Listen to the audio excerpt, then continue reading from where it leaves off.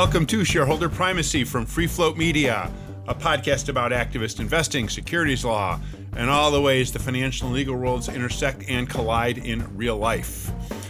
We have returned after a week off. Ann Lipton and I are here to delve into a meaty subject for everybody. Ann, of course, is a law professor at the University of Colorado who teaches and researches securities and business law. She holds up the legal end of this podcast. And that's Mike Levin, an activist investor who lives and works in Chicago. He covers the financial side of our podcast. Yes. I make an effort to do that, but as I started explaining, I took on another job this past week. Yeah, so you're treading onto my turf now. You're teaching? What are you doing? I am. I am guesting in a seminar on activist investing at the University of Chicago Law School. Oh, that's great. For the next 8 weeks. So Professor Adrian Robertson at who you know, I think you've worked with, yes, at the University of Chicago, had me guest lecture at her securities law, at her corporate finance class last spring. And after that, she said, "I'm supposed to teach a seminar in the spring," meaning this right now. Yeah. Would you care to do it? So we started pulling together. So we spent the last several months kind of structuring this, and I went and read a bunch of syllabi from some friends of mine. Got some friends who teach at Columbia and NYU, and we structured a class. That is awesome. So we'll have to talk about it. We're teaching 7 weeks of just seminar of discussion, and then the 8th week is a presentation where we have, I think, 20 students, and they're going to be in teams, and they each come up with a case. They each come up with a real life activist situation. So they actually find a company and they propose an activist intervention? Is that the idea? Yes, exactly. That is engagement, intervention. Yes. So this past week was the very first class. So I don't get nervous about a whole lot of stuff. I was really kind of nervous about this. Well, how'd it go? I think it went pretty well. I mean, everyone hung on my every word and was eager to talk to Professor Levin. I never thought I'd be called that. So you'll have to. So I hope you're used to it by now, but not Levin, Professor Levin. Yeah. Yes. So anyway, it's pretty good. So we'll have to talk about that as this kind of unfolds. And awesome. To That's followers here that have money to have dry powder, there may be a company or two we could talk about. Yeah, to see what the students come up with. Yeah. Yes, exactly. So anyway, so that was kind of fun. Now I have a little idea about what you have to experience each week, each month. So now we'll just get you managing some money, and then we can really share experiences. Anyway, not for a while. Yeah, right. Let's plunge into the subject of the day, which is the U.S. Securities and Exchange Commission, the SEC. Mm-hmm. I think it's been a lot. We haven't actually. I look back. We haven't devoted an entire single episode to just looking at the SEC. And again, we touch on it in all sorts of ways. We mentioned developments, but there have been a lot of stuff. So we actually got a mailbag question asking us to talk about general SEC developments. So we figured good time to kind of summarize what's happening there. Yes, and we'll look at some of the detail because even since the last time we looked at, I think, 14A8, there's been some pretty interesting developments on that specific subject. But there's a bunch of other things that kind of came up, so we thought we'd talk about that and then maybe try to tie it together and sort of see what we think. Yeah. Go ahead. Just a reminder that since this was inspired by a mailbag question, anyone who wants to can email us with comments or other suggestions for topics at shareholderprimacy@freefloat.llc. Excellent. So SEC develops. There are developments. There are several. Related to disclosures, related to requirements for shareholder proposals, related to RIAs and so forth. Again, we've talked about these on and off to a greater or lesser extent, but here we thought we'd kind of tie it together. The first biggie that's got everybody's attention is the SEC's policy on their Rule 14A8, which pertains to shareholder proposals and what companies are obligated to do. I thought we'd take 2 seconds and just recap what the SEC did, about 3 or 4 months ago. It was late last year, I think, right? So they sort of informally changed a policy about how they were going to handle these. They changed the policy. They just didn't go through any formal rulemaking. They didn't actually change the rule in any way. They keep saying that they're going to actually make amendments to the rule, but so far nothing's been proposed. So instead, we have an SEC that's fairly hostile to shareholder proposals in general, and they've essentially taken a hands-off, we're just not going to get involved kind of policy. It's a little more complicated than that, but traditionally the way this has worked is if a shareholder wants a proposal to appear at the company on the company proxy ballot, they give it to the company. The company can then just include it. We're done. But the company may want to exclude it because it feels that it violates a rule, one of the restrictions on what you can put on use. Right. It's like ordinary business, or it's already been implemented, or whatever. Or the shareholder doesn't have sufficient holdings, whatever it is. Right. And so the company, if it wants to exclude it, the rule requires that they go to the SEC and say, hey, we're planning on excluding it on this basis. Now, what has traditionally happened after that is that the SEC would either say, we agree with you, it's excludable, or we don't agree with you, it's excludable. And if the SEC agreed with it, then the company was kind of safe in knowing that the SEC wasn't going to come out. They weren't going to pursue litigation, and they were going to pursue an enforcement action. So no action. Exactly. Right. So the company could leave it off. Now, what the company would be at risk for is, even if the SEC said, we're not going to sue you over a proposal, over excluding a proposal, the shareholder still could say, the SEC is just wrong. It's not excludable. I should be able to include it on the ballot. And the shareholder could bring an action. Now, that's happened a couple of times in history. Right. It's Ever. Yeah. It's really very, very rare. The fact is that if the SEC said it's excludable, matters would stop there. Alternatively, the SEC could say, we disagree that it's excludable. We think it should be included. That was sort of a warning shot to companies. If you exclude it, you might risk an SEC enforcement action.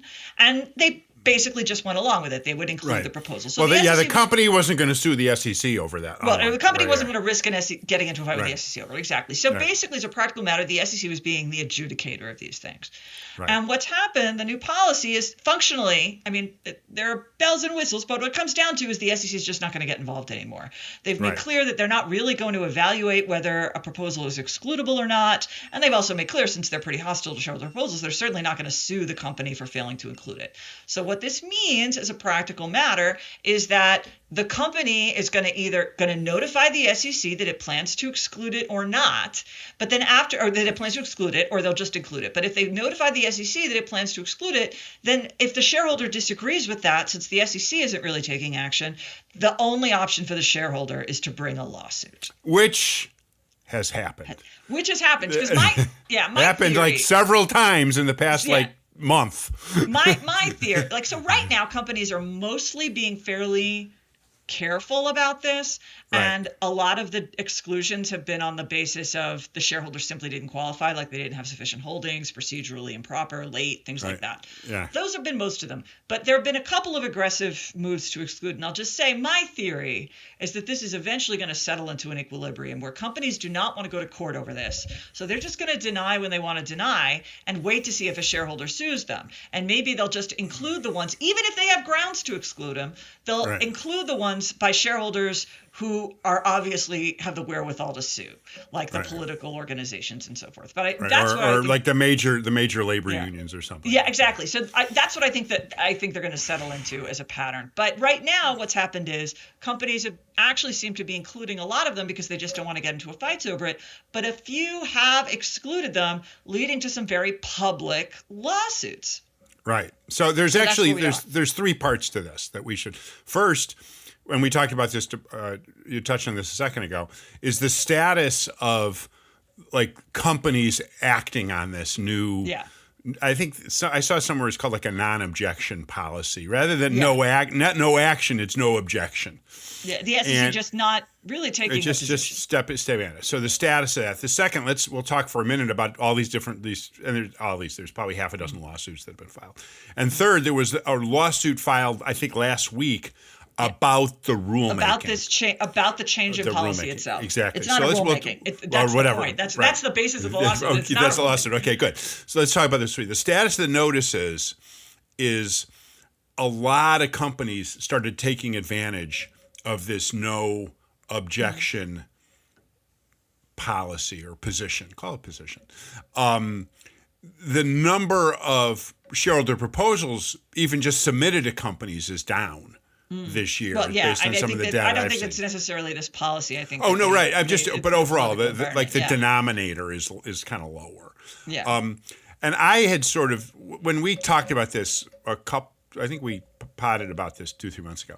I kind of speculated that is a nothing burger. Companies are, liked the cover of the SEC's no action stuff. And so they just kind of let these things go. Man, was I wrong. There are dozens and dozens and dozens of these no objection letters that have been sent out. And, companies are really availing themselves of this new position. And there's a few that have been kind of let through. We haven't seen exactly, but yeah. I think companies, everybody's in a state of uncertainty now, but there are definitely some that are kind of testing the limits, and some of them have gotten sued as a result of it. Right. Let's talk about that. So there've been 4 or 5 of these lawsuits. Go ahead. Yeah. So and a lot of them have proceeded the way I expected. So my view has been companies don't really want to litigate it. The proposals are not that important. They don't like them, but it's not that big a deal. So as soon as they file a lawsuit, why are they seriously going to go to as soon as someone files a lawsuit, they're not going to go to the expense of defending it. They're just going to settle and include it. And that's happened in several cases. Right. So New York public pension funds put a proposal at AT&T. I was going to say the AT&T one was very emblematic. Yeah, it was. Yes. They asked for disclosure of EEO-1 reports, which are basically reports on the diversity of AT&T's workforce. They asked AT&T to voluntarily disclose these. They wanted a proposal to ask them to disclose these. AT&T said, "Oh no, that is ordinary business. That's micromanaging. We're not going to include it on our ballot." NYC Public Pension Fund filed a lawsuit to force it on the ballot, and the AT&T, within 8 days, settled it. And the nature of the settlement was, I think, not we're going to put it on the ballot. It was we're just going to disclose these reports. Is that what they said? I think it was. Yeah. Yeah. So they basically just agreed to the policy. Because these EEO-1, and I know there are workplace diversity things that AT&T, all companies are all companies are required to send in. They had been disclosing these publicly, and then they stopped. So I thought I saw that AT&T basically just, okay, we'll go back. Yeah, I mean, the idea that this is ordinary business is very silly. I mean, if there's anything that it just isn't. That's pretty well established. So the next one was PETA and PepsiCo. PETA wanted a report from PepsiCo about whether its supply chain was in compliance with their animal welfare policy. Yes. And once again, PepsiCo said they were going to exclude it. PETA filed a lawsuit. It settled immediately. PepsiCo agreed to include the proposal on the ballot. Right. So that one, they didn't agree to the policy, but they just agreed, okay, well, let shareholders vote on this. And I would guess PepsiCo probably had a pretty good idea of how many votes it would get, and they tend not to get many. Right. I mean, there are some that do get a lot, but this is the kind of thing that tends not to, but we'll see. Right. Then the next one, now this one was a funny one.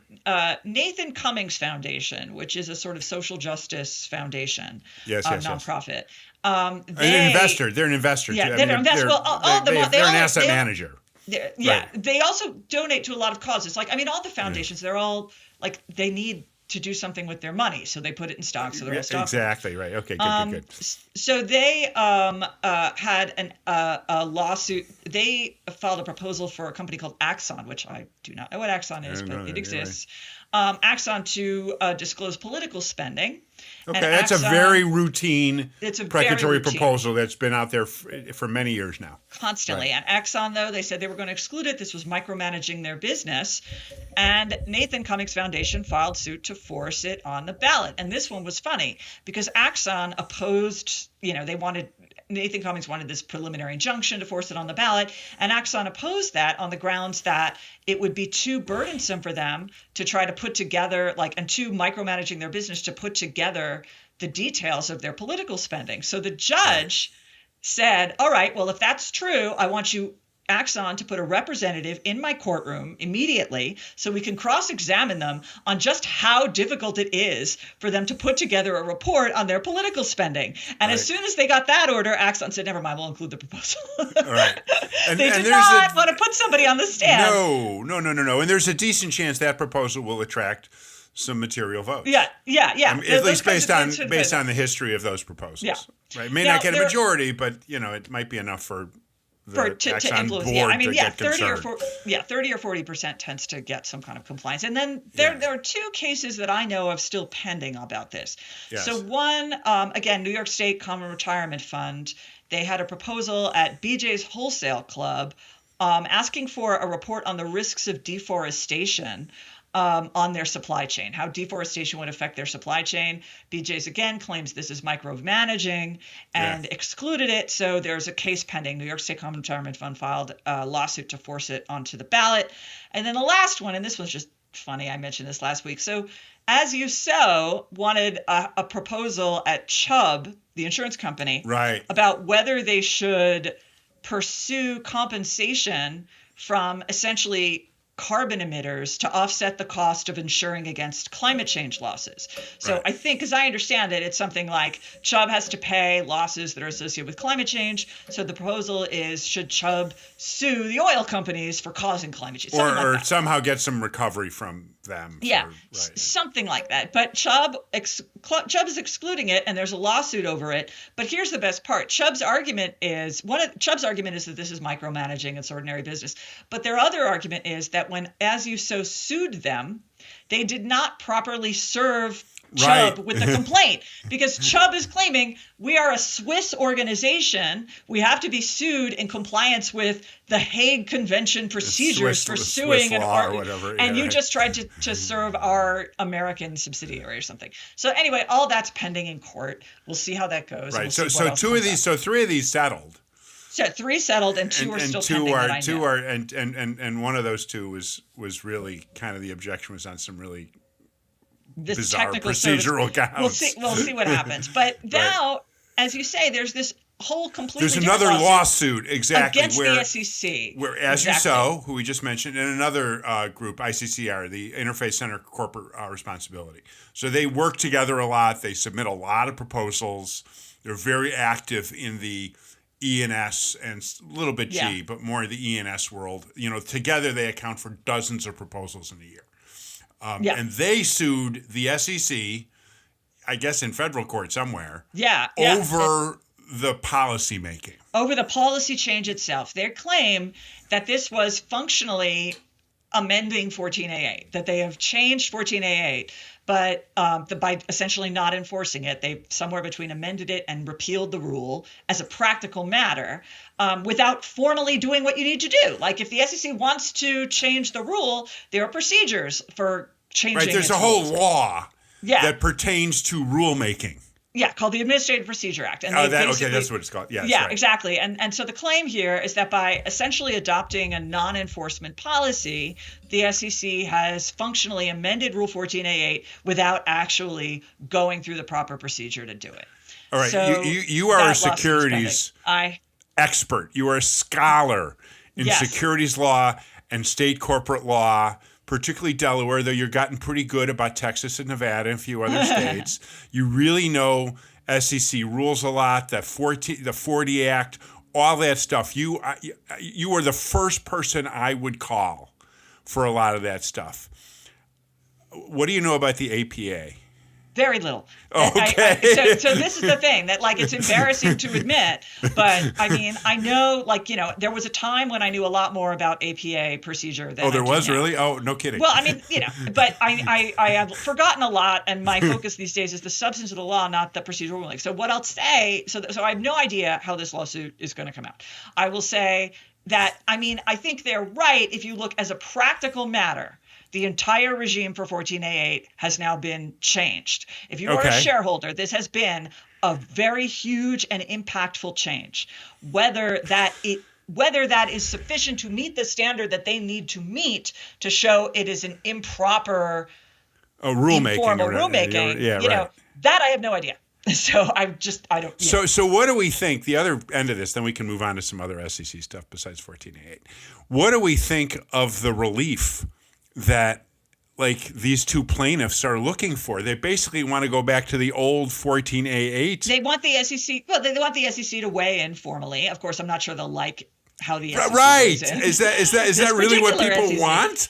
Yeah, I mean, but these decisions, no action required. I mean, they're decided by the staffers. The staffers don't change with the political wind. So unless Paul Atkins wants to adjudicate every single no action letter at some point, every single request for exclusion, at some point he's going to have to let the staff do their thing. And the staff, they everybody this way or that way, but at the end of the day, they're going to take a more straight line way of approaching. Yeah, well, but there was a significant dislike of under both Atkins and Democratic predecessors and so forth of how the SEC staff handled all this no action stuff.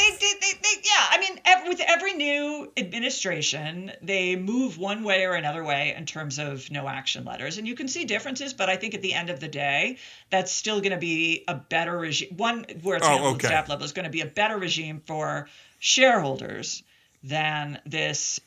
Than just letting or letting the companies essentially decide. Essentially the company gets to decide and shareholders have to bring a lawsuit. And we have no idea how these lawsuits are going to come out. I mean, one of the more bizarre things is that there are so few lawsuits over this that the actual legal standards for how to interpret the rule are incredibly unformed, especially because there's just no case law about there's this. Nothing. And because remember, when the SEC weighs in, the SEC doesn't even have any legal reasoning. It issues a letter that says we agree or disagree. Basis, or we don't think there's a basis, but they don't really explain their reasoning. So when the couple of times courts have had to decide this, they're kind of like, well, I've got all these SEC no action letters. Can I see a pattern? They don't. So in fact, if we actually start getting decisions, we actually get more articulation of what the rule is supposed to mean. All right. So there's some other SEC stuff going on, and then we'll take a quick break, and then we can talk about some more SEC stuff, and then we'll keep talking about SEC. Discuss what we think. Another interesting one that this ESG community was very upset about had to do with how they can do these exemption from the solicitation rules. Right. And just to recap real quickly, if you submit one of these precatory proposals, you by definition aren't going to be soliciting proxies. You're not hiring a proxy solicitor. You're not going to be asking people for the proxy. You're not going to be voting. You're letting the company do all that. You can, under this little exemption, communicate with other shareholders. Well, it's not even just proposals. It's anything. Oh, okay. It works this way. If you are trying to persuade someone to vote a proxy in a particular way, you are engaged in proxy solicitation. Any attempt to persuade shareholders as to how they should vote is a proxy solicitation, technically.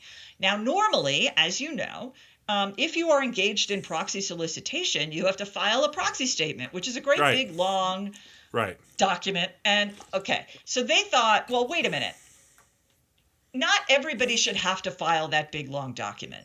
And you know who shouldn't have to file that big long document? People who aren't seeking proxy authority. Meaning, if you are looking at a pre-existing thing that shareholders are voting on, and you just want to argue they should vote one way or another, but just say here's what we think, or here's how I think you should vote, right? Exactly. So if you're not the person who's saying, give me proxy authority to vote your ballot at the meeting, if you're watching a different dispute, like an activist dispute or anything else, you just want to basically communicate shareholders, I think you should vote this way. Vote no campaign on a director election. Right. You just want to communicate. If you just want to do that, you do not have to file the big long proxy statement, which is important because otherwise it would really inhibit shareholders' ability to that's a hassle. That's what I do a lot. And it's expensive and detailed and discloses all sorts of really information that sometimes I'd rather not have to disclose. Yeah, right. Exactly. So the first principle here is that if you are engaged in a proxy solicitation, meaning you're trying to persuade someone, but you're not actually asking to be designated as their proxy at the shareholder meeting, then for the most part, with a few exceptions, you don't have to file a proxy statement. But what the rule did require that you file is that if you are a shareholder with more than $5 million in investment in the company, and you were using written materials that are non-public, which is to say not newspaper advertisements, just like you're handing out written materials. Like a letter. Yeah, right. A letter. They wanted you to file that publicly with the SEC so that all shareholders could see it. So that rule has been around for a while, that if you're doing proxy solicitations and you're not seeking proxy authority, but you are using non-public written materials, and you have $5 million in assets, you should file those materials with the SEC. Right. So those end up on EDGAR. So those end up for everyone to see. For everyone to see, and meaning that people who subscribe to get alerts get alerted to that update. At which point, several years ago, shareholders figured out, like smaller shareholders who don't have $5 million, figured out, right, I can just voluntarily file solicitation materials, and that way it's a cheap way of distributing them. Right. They'll just, because it doesn't matter whether I have $5 million. If I just want to persuade shareholders to vote one way or another way, I can just file them on EDGAR, and then it's cheap, and it distributes them to all the shareholders. Right. So, and that's great. And it's sort of on some sort of a docket or record that this is out there. All right, good. So what happened was shareholders started doing this. Now, the first thing they started doing it for was if they had a shareholder proposal, that's going in the proxy materials, but they're limited to 500 words. So if they wanted to circulate extra materials in favor of their proposal that go beyond the 500-word limit, they could file them this way, even if they weren't required to because they didn't have $5 million and they weren't, and they weren't otherwise sending out solicitation materials. And then shareholders started filing. Well, to be fair, it really was abuse. Like shareholders started completely uninterested parties started filing all kinds of things this way. So unquestionably, the docket was getting a little crowded. But what was also true, there's actually a paper on this. It's called When Does Shareholder Communication Matter? Evidence from the Proxy Exempt Solicitations. And it's by a bunch of authors whose names I will mispronounce if I try. But it's when's the paper from? It's from a few years ago. It's on SSRN. When does shareholder communication matter? Evidence from proxy exempt solicitations. And what these authors found was that when shareholders filed these exempt solicitations voluntarily or required, either way, they really were read. They were read by shareholders. They were downloaded, they were read, and they tended to influence how people voted, including opposing management proposals, opposing director nominations, say on pay, things like that. They were taken seriously. But in any event, this is what the SEC changed its rule. They decided that there were too many of these voluntary filings. People were using EDGAR as a means to cheaply disseminate proxy solicitation material. And they said, this is not what the rule is for, and we're going to object now. So now they only want you, they won't accept voluntary solicitations anymore. Now they will only let you file this solicitation material on EDGAR if you meet where it's required under the rule. And where is it required under the rule? You have at least $5 million in assets, and you are circulating yourself, not through EDGAR, solicitation materials that are non-public. Then you can file. I wonder on the latter point if you could forget the $5 million, which is what has all the ESG proponents irate, is because no one owns $5 million worth of shares. I wonder if you can sort of meet that second requirement, like putting on your website. Does that count as circulating? Well, then it would be public. Remember, you only have to require it if it's not otherwise public. So I don't know if. And a website isn't on the list of things they called public. I mean, that's pretty public, but they were thinking more like newspaper ads. But maybe that's borderline. I really don't know. But the point is that this severely restricts what had become a useful form of shareholder communication. And I can agree that it was being abused, but I don't think this was entirely just about the abuse. Right. No, absolutely not. Yeah. Wow. All right. So this is actually good. This is a pretty comprehensive look at the status of what's going on with shareholder proposals, the lawsuits and so forth, the rule, and now this exempt solicitation change.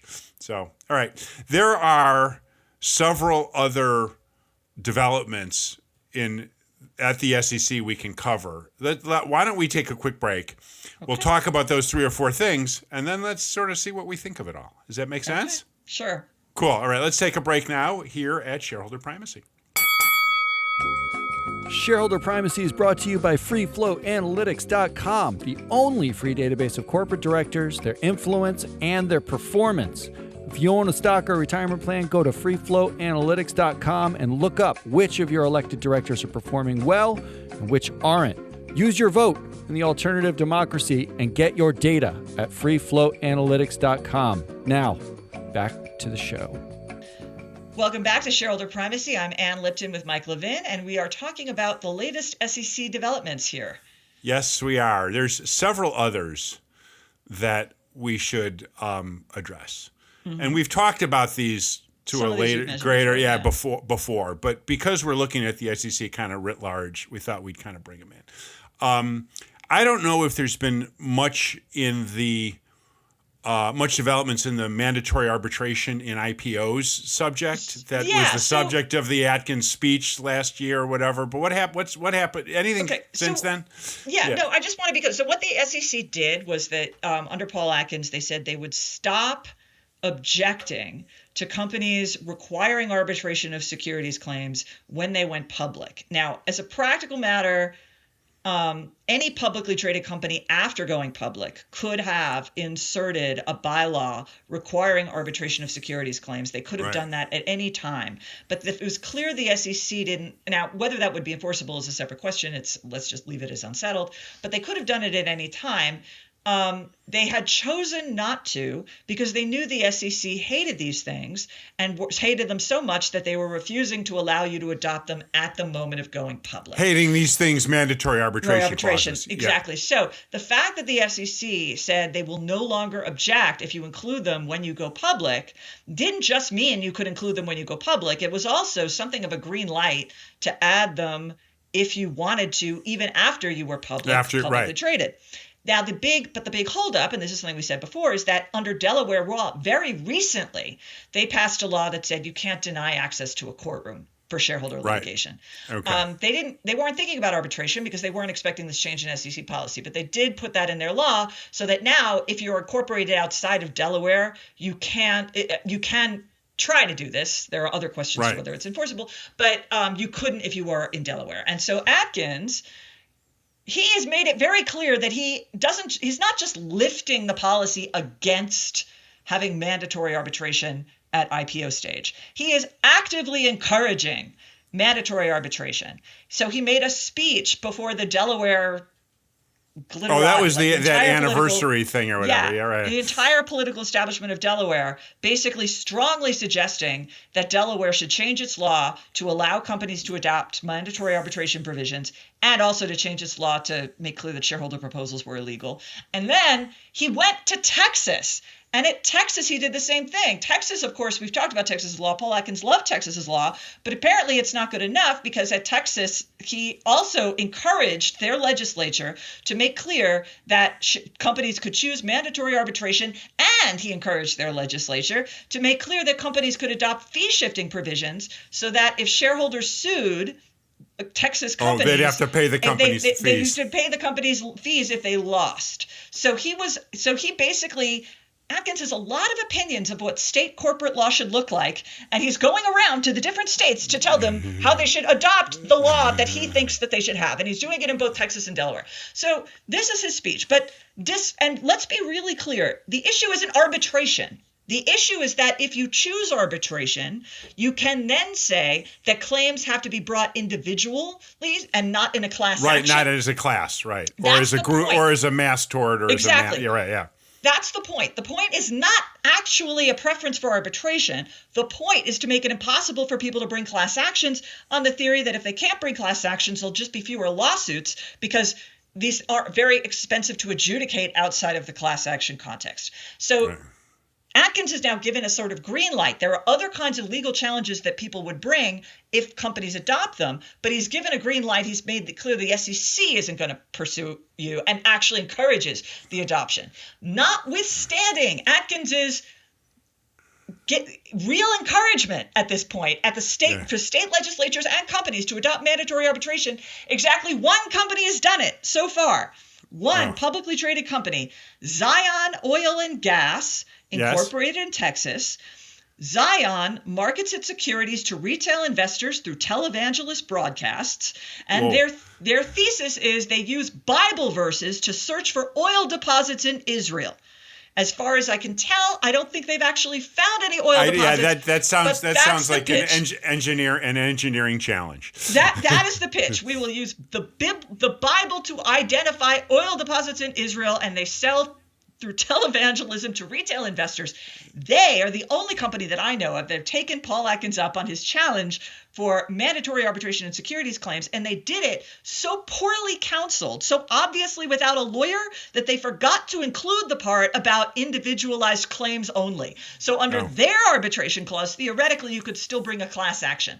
In other words, just the class action has to go to arbitration. That's exactly. So the thing is, the companies have not shown great eagerness to this, despite the fact that Paul Atkins is pushing it. Now, why is that? There are probably a lot of reasons.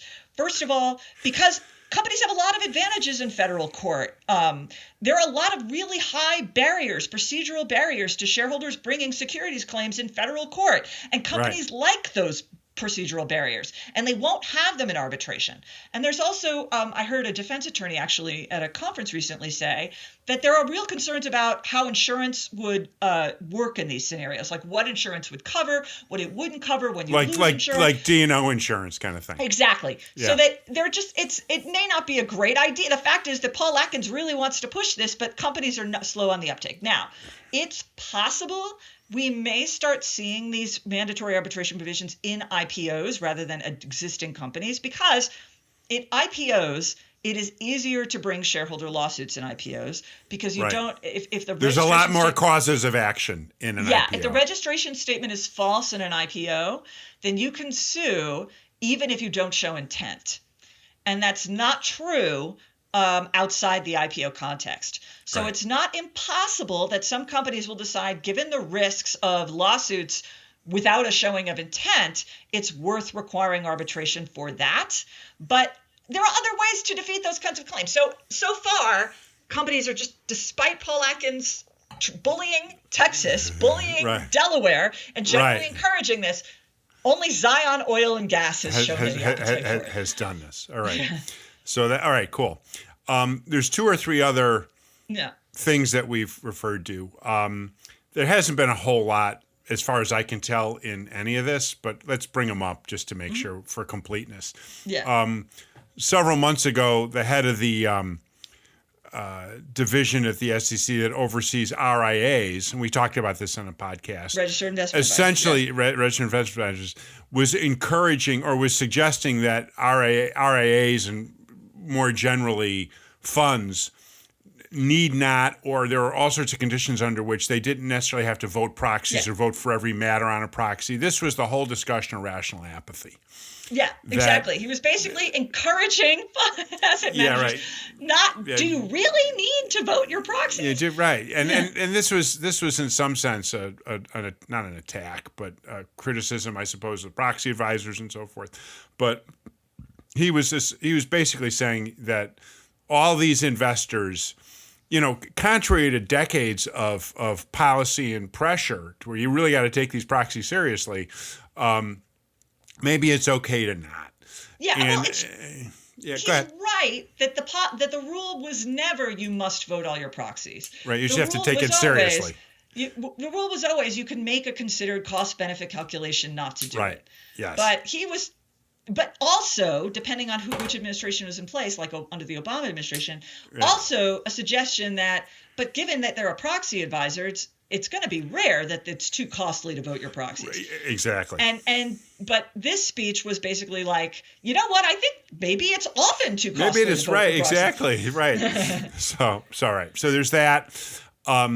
We have seen a little bit of action on the potential that Regulation SK, which requires quarterly financial reporting, there was some news in the past week or two that that's making progress, that there's going to be, I think, some rulemaking or proposed rulemaking. Yeah. Here they are going to follow the APA. They really are. Yeah, that they really are going to go. Yeah, there's no way to repeal the existing. There's no way to repeal the existing rules. So yes, so that's what's been reported, that they're really planning on moving ahead with requiring only semi-annual reporting rather than quarterly reporting. Right. And so that's there have been some steps. It's based on news accounts rather than real SEC stuff.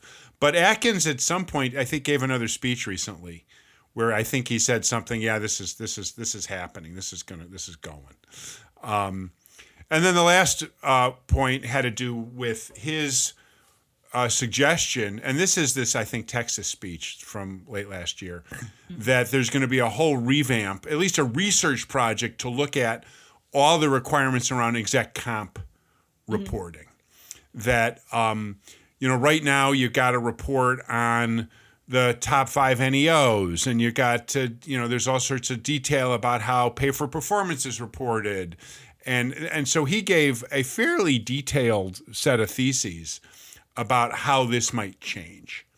And the hint was that this reporting on exec comp is a huge burden and really delivers a lot of data and information that investors don't find particularly useful. And I would interrogate that.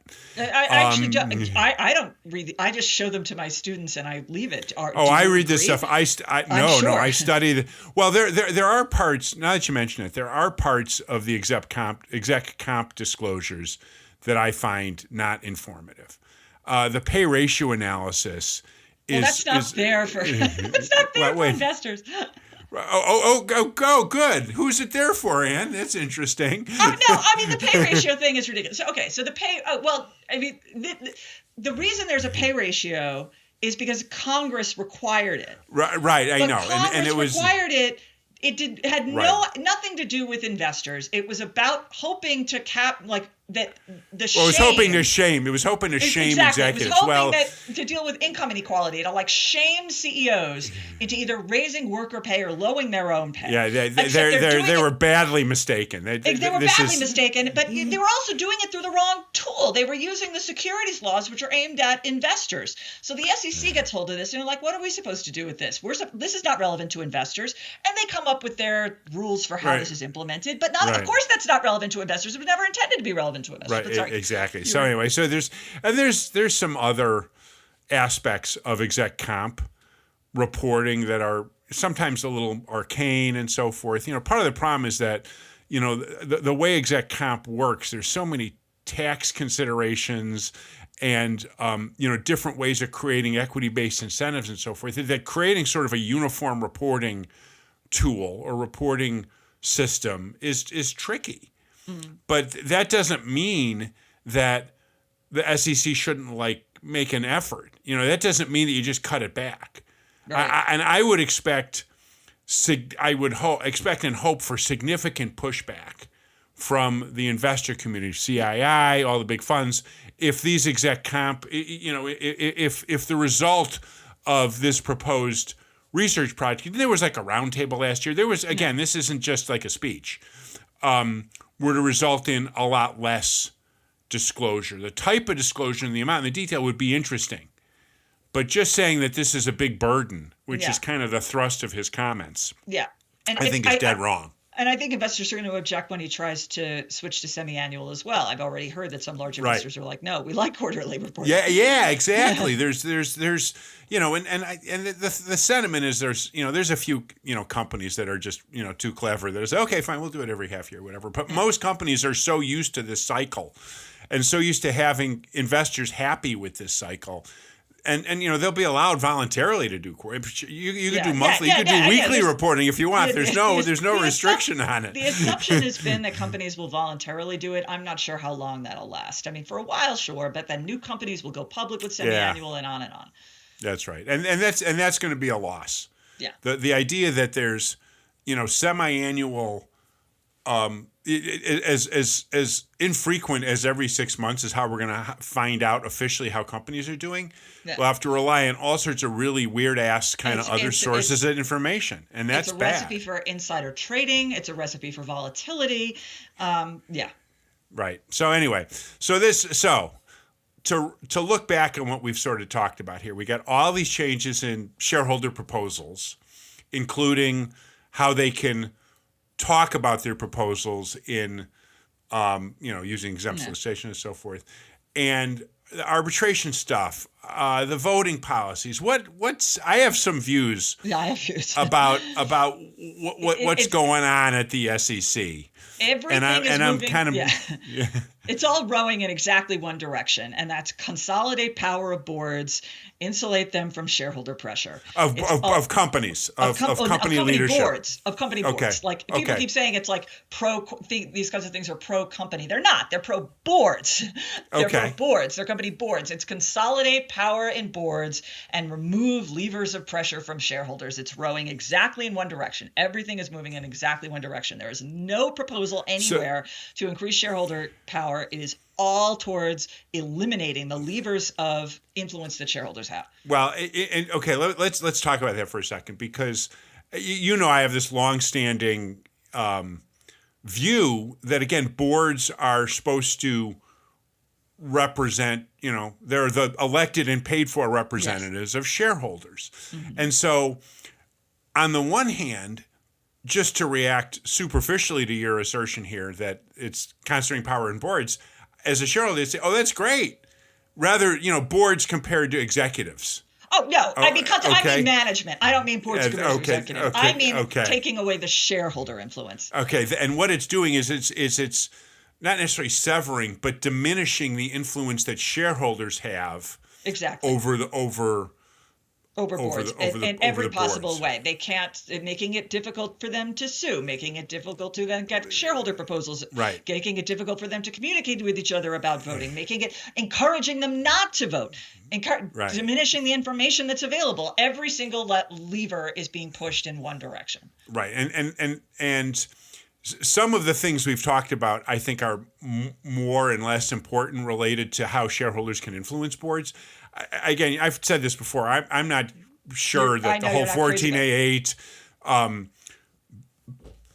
changes are going to really influence significantly or change significantly the influence that all index shareholders have over boards. There are others that I think are much more important, like the whole mandatory arbitration, the ability to sue, and to hold boards to account through the court system. I think is pretty critical. Well, okay. Go ahead. No, I mean, you can continue. yeah. Well, I was going to say, and having robust information about what boards are paying executives. Yes. And being able to react to that.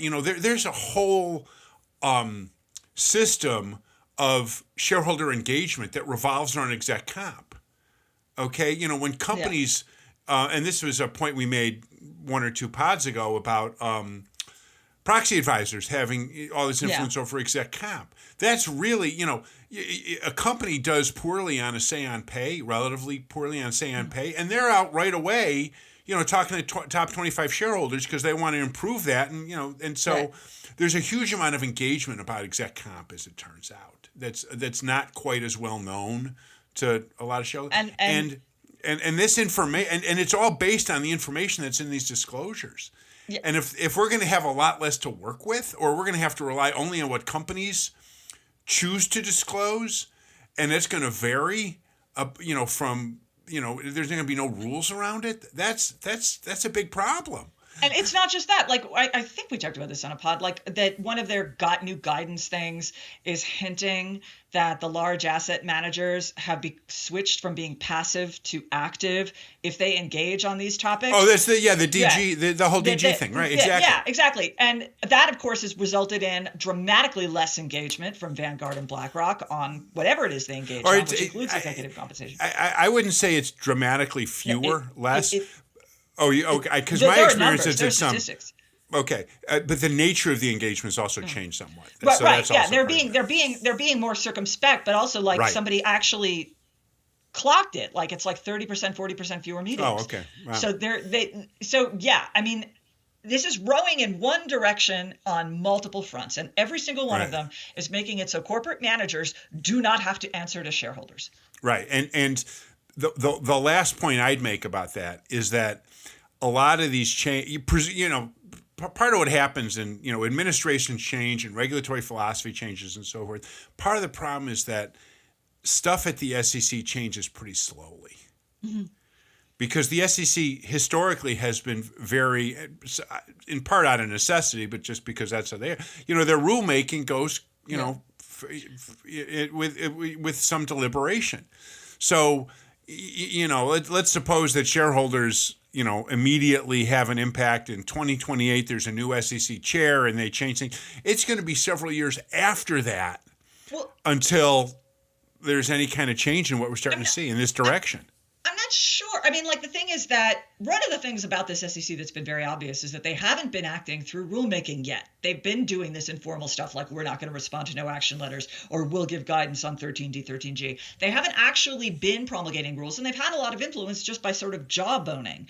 Now, we'll see interesting. If they actually do the rule change, they could, if they wanted to, act very quickly. At the end of Trump 1, the SEC put a whole new package of rules about exempt offerings very quickly. They're sloppy, they're poorly written, they're internally contradictory because they were in such a rush to get them out. So it's not impossible that the SEC will start to actually make real rules. And if we get a new administration, one thing that people are expecting, I don't know how true it is that administration will just gallop through repealing all of it. And then what we've got is, of course, a lack of stability in the financial regulation because every time there's a new, it's bad if the rules completely change every single time there's a new administration. Right. Every 4 or even every 2 years. Yeah. So, yeah. All right. Wow. All right. This is, I learned a few things here. This is great. Hopefully this is helpful to all our followers here about what might be happening here at the SEC based on all these different examples of rulemaking or non-rulemaking or changes in policy. So, yeah. All right. Why don't we conclude and get on with the rest of our day? Would you like to do that, Ann? All right, cool. This is Shareholder Primacy, hosted by Ann Lipton and me, Mike Levin.